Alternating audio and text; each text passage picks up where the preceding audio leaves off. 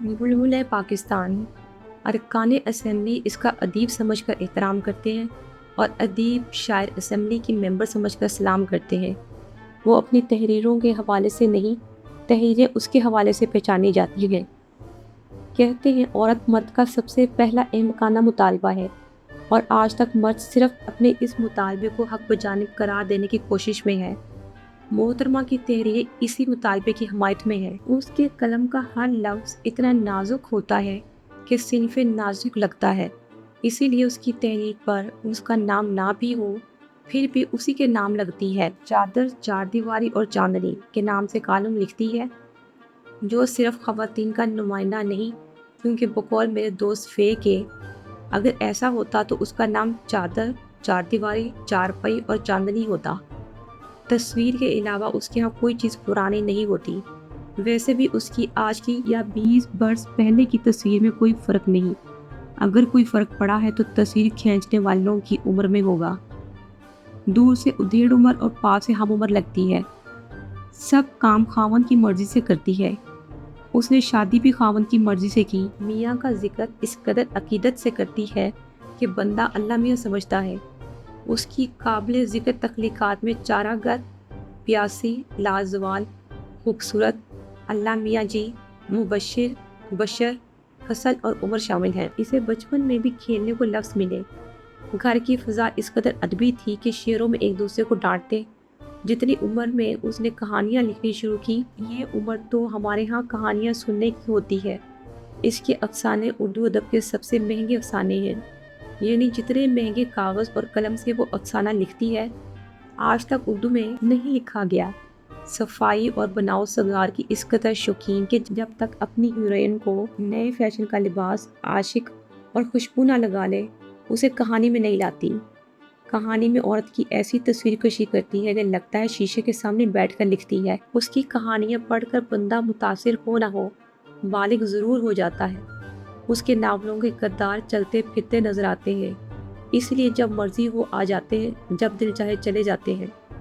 تحریروں کا ماحول ایسا تر و تازہ کہ لگتا ہے ایئر کنڈیشن میں بیٹھ کر تخلیق کی گئی ہے۔ اس کی کہانی میں اور کچھ ہو نہ ہو، وہ خود ضرور ہوتی ہے۔ گفتگو کرتی 20 سال کی لگتی ہے، البتہ سنتے ہوئی اپنی ہی عمر کی لگتی ہے۔ اس کی پوری شخصیت اس کی آنکھوں میں ہے۔ وہ چپ ہو تو آنکھیں بولتی ہیں، اور بول رہی ہو تو آنکھ بلانے لگتی ہے۔ چپ رہے تو حسین لگتی ہے، بول اٹھے تو ذہین۔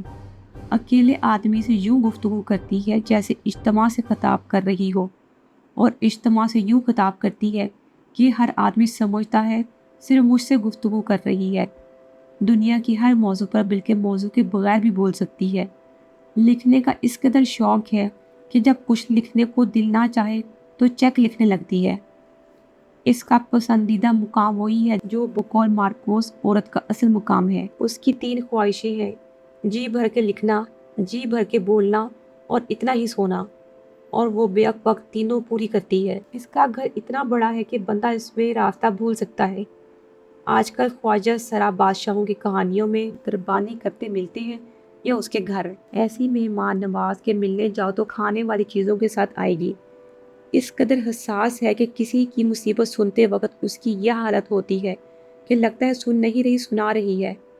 اگر کوئی دل کا بوجھ ہلکا کرنے کے لیے اپنا دکھ سنا دے تو اس قدر غمگین ہوتی ہے کہ سنانے والے کو الٹا اسے تسلیاں دینی پڑتی ہیں۔ اس نے کبھی کسی نوکر کو ملازمت سے نہیں نکالا، بلکہ اکثر لگتا ہے کہ اس نے نوکر نہیں رکھا بلکہ نوکر نے اسے مالک رکھا ہوا ہے۔ مرد ایک وقت میں صرف ایک ہی کام کرتا ہے، یعنی بولتا ہے تو پھر سنتا نہیں، مگر عورتیں بول بھی رہی ہوتی ہے اور سن بھی رہی ہوتی ہے۔ محترمہ تو اپنی باتیں بڑی توجہ سے سنتی ہے، تقریبات میں 1 منٹ بولے تو کئی گھنٹے سنائی دیتی ہے۔ وہ عورت سے زیادہ مرد کے کردار اور نفسیات پر عبور رکھتی ہے۔ عورت پر اس لیے نہیں کہ یہ مردانہ کام ہے، اسے اکثر مالی پریشانیوں کا سامنا رہتا ہے، یعنی پریشانی رہتی کہ اتنا مال کیسے خرچ کرے۔ صوفی شعراء سے اس قدر متاثر ہے کہ اب تو وہ بھی اس سے متاثر ہونے لگے ہیں۔